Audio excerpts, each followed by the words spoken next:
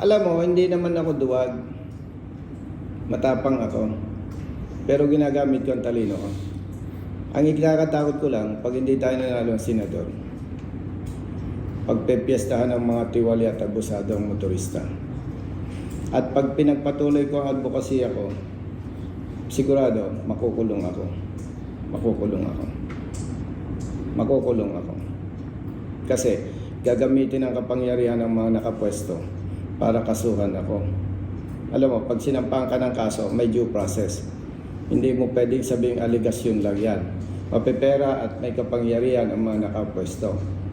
Kaya pag nalaglag tayo sa pagkandidato senador, talagang malalagay sa peligro ang advokasya natin para sa mga kapatid nating motorista. Yun lang ang kinakatakot ko. But of course, ako naman sa karanasan ko, lagi kong nararamdaman kung ano yung gusto ng Panginoon, yun ang ginagawa natin eh. Kaya hindi ko pa rin masagot kung sakaling hindi tayo pala rin. Pero nakikita ko lang talaga, parang yung mga tiwali at abusado, parang mga gutom na buhaya na pag nawala tayo sa pwesto, pagpipiestahan ang mga motorista, Luzon, Visayas, Mindanao. Kasi ang gagamitin nila sa akin, yung kanilang puwersa at kapangyarihan. Nangyari na yan eh. Pinagtanggol ko yung rider na nahuli ng enforcer ng MMDA. What happened? Kinasuhan ako. Nagkaroon ng warrant of arrest. Na-aresto ako sa Mindanao. Nakulong ako. Isa lang, halimbawa yun. Do you think kung wala ako sa posisyon, yung mga ginagawa kong pagtatanggol ngayon, magagawa ko pa? No. Yeah. Kung may tanong po. Yes. Yung sinabi po ni Vice President Sara Duterte na lahat ng government officials simula sa Malacanang, sa Office of the Vice President, Lahat? sa Senado at sa Kongreso na magpa-drug test, pabor po ba kayo doon? 100% pabor ako doon. Kasi paano ka manunungkulan kung isa kang drug user? Yung psychiatry o psychological test, pabor din po ba kayo doon? Dapat. Dapat. Kasi kung ako'y nanunungkulan at may problema ako sa pag-iisip, baka sipahin kita dyan pag nagtanong. Di ba? Di ba? Mahirap yun eh. Kaya dapat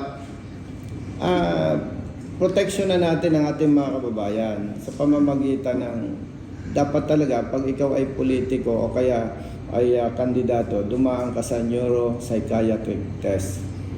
Ako, BNPA ako, dumaan ako doon si Kong Busita, sigurado dumaan yung pulis yan. Ako, out of the blue, dumaan din. Dumaan ka rin? Baka sa atin. Okay na. Meron pang tanong. Kalimutan mo lang yung unang tanong mo. Ano yung unang tanong mo? Dapat may drug test.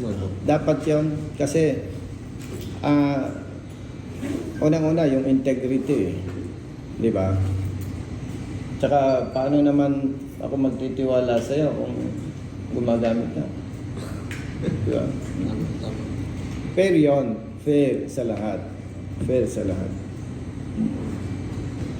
Huling tanong, ano po yung huling mensahe nyo dun sa mga tao na nagpapakalat ng fake news at doon naman sa hindi pa alam pero patuloy pa rin na gano'n na ito, sinisiraan kayo sa... Simple lang, magbago na kasi yung kawalang yan sa kapwa may katapat na malas.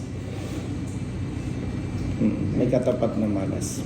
Pag kinuwento ko sa iyo, mahabang kwento, marami nang minalas dahil sa kawalang yan sa kapwa. Kasi naniniwala ako may good and bad spirit talaga. Kumbaga, mabuti ka sa kapwa mo, mas mapalad ka. Balasubas ka sa kapwa mo, mamalasing ka, maniwala ka.